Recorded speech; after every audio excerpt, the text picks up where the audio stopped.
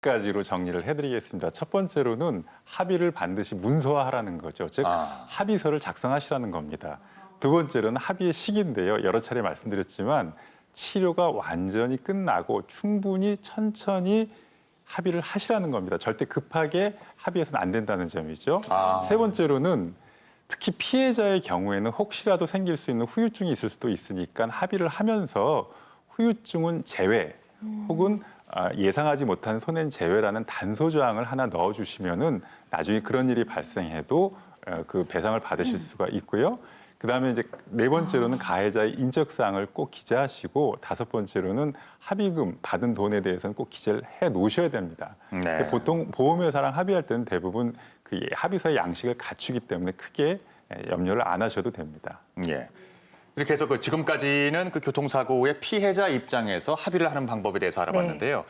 만약에 이제 이런 일은 있으면 안 되겠지만 내가 가해자가 된다면 입장이 정반대가 되겠죠. 예, 좀 유리하게 좀 합의를 보는 방법. 예.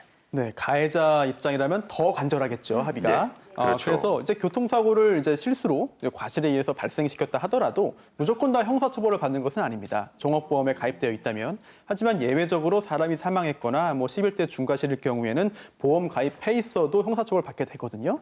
이런 경우에는 이러한 처벌을 면하기 위해서 또는 그 형량을 좀 낮추기 위해서 형사 합의를 하게 됩니다. 그런데 민사 합의는 정말 그 손해배상에 대한 것이고요. 형사 합의는 저 사람을 가해자를 용서해주겠다라는 그 대가로 합의금이 오가는 것이기 때문에 민사 합의뿐만 아니라 형사 합의도 같이 놓치지 않고 둘 다 챙기셔야 되는 것이고요. 또한 피해자와 달리 가해자라고 한다면은 오히려 합의를 좀 신속히 체결해서 그 다음에 수사기관이나 법원에 그 합의서를 제출하면서 그런 그 자신의 책임을 좀 낮출 수 있기 때문에요. 신속한 합의를 위해 노력해야 될 것이고요. 또 하나가 합의서를 쓰긴 해야 돼요. 그런데 그때 문구가 내용이 중요합니다.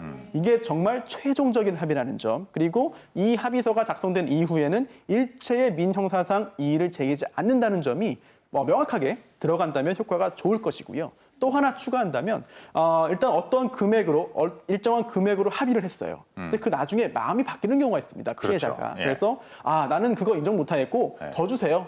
아니면 이거 안 주면은 제가 어디에게 또 이게 제보하고 이야기하고 제가 뭐 1인 시위도 하고 할 겁니다. 라고 하는 경우가 있어요. 이런 거를 그래도 좀 막기 위해서는 일차적으로 합의한 금액을 적어놓지만 나중에 그 합의를 위반하고 다른 사람에게 얘기하거나 했을 경우에는 그 합의금을 이제 반환하거나 아니면은 그거를 2배 또는 3배로 돌려주기로 하는 내용을 넣는다면은 가해자 입장에서는 일단 그 합의로서 분쟁을 최종 종결시킬 수 있는 가능성이 높아진다고 할 수 있겠습니다. KBS